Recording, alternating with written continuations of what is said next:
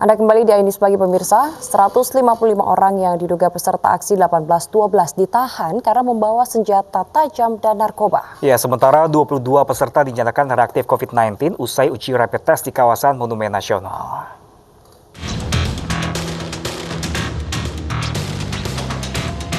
Bentrok mewarnai pembubaran massa yang mengikuti aksi 18.12 di kawasan Patung Kuda Jakarta Jumat siang. Polisi membubarkan aksi 18.12 karena tidak ada izin yang dikeluarkan untuk berkerumun di tengah pandemi COVID-19. Bahkan rapid test pun digelar di dekat pintu barat Monumen Nasional dan mencatat 22 peserta reaktif. Mereka pun dirujuk ke Wisma Atlet Kemayoran. Polisi juga menahan 155 orang yang diduga peserta aksi 18.12 karena kedapatan membawa narkotika hingga senjata tajam di daerah perbatasan menuju ibu kota. Sampai dengan saat sekarang ini ada 22 yang reaktif. Yang sekarang kita rujuk langsung ke Wisma Atlet. Nah, ini menandakan bisa jadi kerumunan, bisa jadi klaster di kerumunan ini. Dari 155 yang kita amankan, ada yang ditemukan membawa ganja. Ya, di daerah Depok. Ada juga yang ditemukan membawa senjata tajam. Bahkan ada anggota yang terluka pada saat pembubaran di depan kantor gubernur, ya, dengan menggunakan samurai.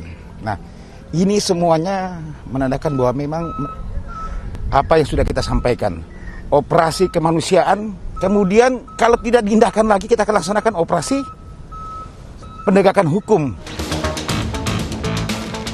Polisi pun mengamankan sebuah mobil yang dipakai untuk menyampaikan aspirasi massa. Polisi mendata 2 anggotanya terluka saat membubarkan massa di depan kantor Gubernur DKI Jakarta. Massa pun akhirnya membubarkan diri.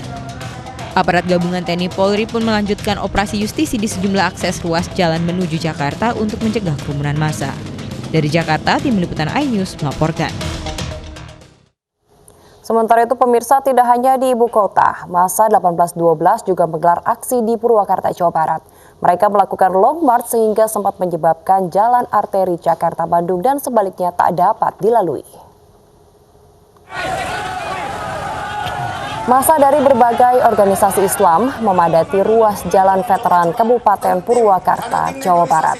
Mereka melakukan long march dari kampus UPI menuju Polres Purwakarta, Jawa Barat untuk menuntut keadilan atas kasus yang menimpa pimpinan FPI Rizik Syihab. Akibat unjuk rasa tersebut, arus lalu lintas dari arah Jakarta menuju Bandung dan sebaliknya sempat lumpuh.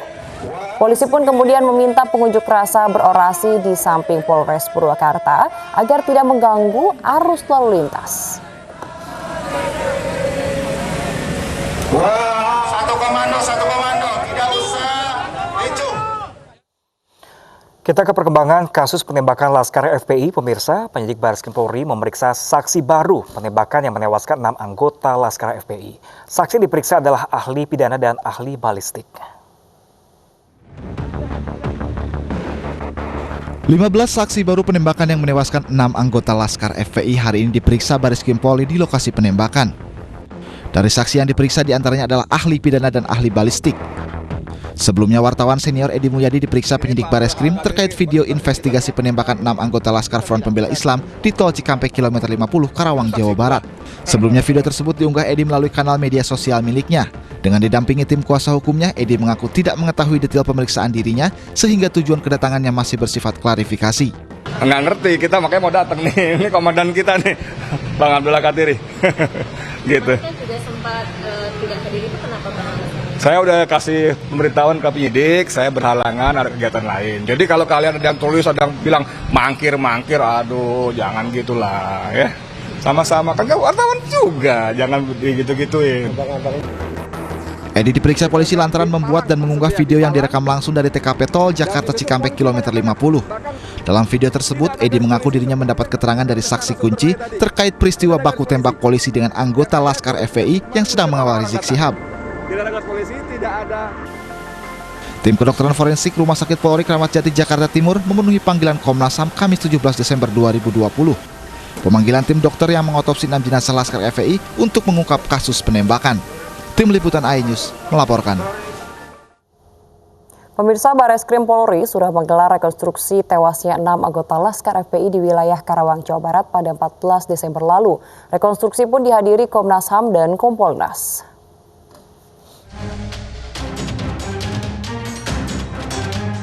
Bareskrim Polri telah menggelar rekonstruksi tewasnya 6 anggota Laskar Front Pembela Islam di Tol Jakarta Cikampek 14 Desember 2020. Rekonstruksi berlangsung selama 4 jam di 4 wilayah Karawang, Jawa Barat. Mulai dari Bundaran Hotel Novotel, Jembatan Badami, Rest Area Kilometer 50, Tol Jakarta Cikampek, dan Kilometer 51. Ada 58 adegan yang diperagakan dalam rekonstruksi tersebut. Saat rekonstruksi, polisi mengundang sejumlah pihak diantaranya Komnas HAM dan Kompolnas. Jadi rekonstruksi ini merupakan dari hasil daripada berita acara pemeriksaan, dari olah TKP, dan ada bukti-bukti petunjuk ya yang ada. Dan sampai saat ini kita sudah melaksanakan pemeriksaan ada sekitar 26 saksi yang kita lakukan ya. Itu ada saksi dari masyarakat, tadi juga ada saksi yang ada di TKP 1, TKP 2, TKP 3 ya yang kita lakukan. Dan kemudian pada pelaksanaan kegiatan rekonstruksi ini pun kita juga dipantau ya, ada dipantau oleh Bapak Beni Mamoto dari Kompolnas itu. Peristiwa penembakan hingga menyebabkan tewasnya 6 Laskar FPI terjadi di kilometer 50 Tol Jakarta Cikampek 7 Desember lalu. Saat itu polisi tengah menyelidiki adanya informasi terkait pengerahan massa saat pemeriksaan Rizik Syihab di Polda Metro Jaya. Kapolda Metro Jaya Irjen Fadil Imran menyebut terpaksa mengambil tindakan tegas karena anggotanya diserang oleh Laskar FPI dengan senjata api dan senjata tajam. Namun pihak FPI membantah. FPI mengklaim pihaknya tidak memiliki akses atas kepemilikan senjata api. Tim Liputan iNews melaporkan. Pemirsa, Mabes Polri mengungkapkan penangkapan 23 teroris bermula dari operasi detasemen khusus 88 anti teror. Ya, penangkapan dilakukan di 8 lokasi. Setelah membawa teroris asal Lampung dan Sumatera ke Jakarta, kepolisian menegaskan akan terus mengusut jaringan terorisme di Indonesia. Polri akan terus melacak setiap DPO dan mempelajari peran setiap jaringan.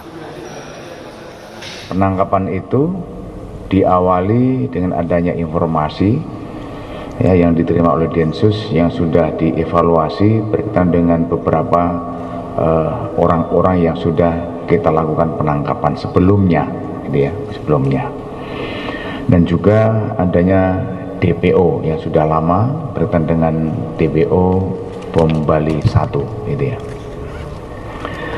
Jadi intinya bahwa awalnya 21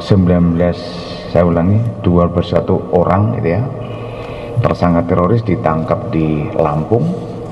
Ada 8 lokasi ya, 8 lokasi itu. Setelah itu kemudian dari 21 itu akhirnya kita bisa menemukan DPO ya, yaitu tersangka yang atas nama Upi. Pemirsa, jelang libur Natal dan Tahun Baru, kepadatan penumpang terlihat di area validasi COVID-19. Selengkapnya sesaat lagi pemirsa, tetaplah bersama kami di iNews Pagi.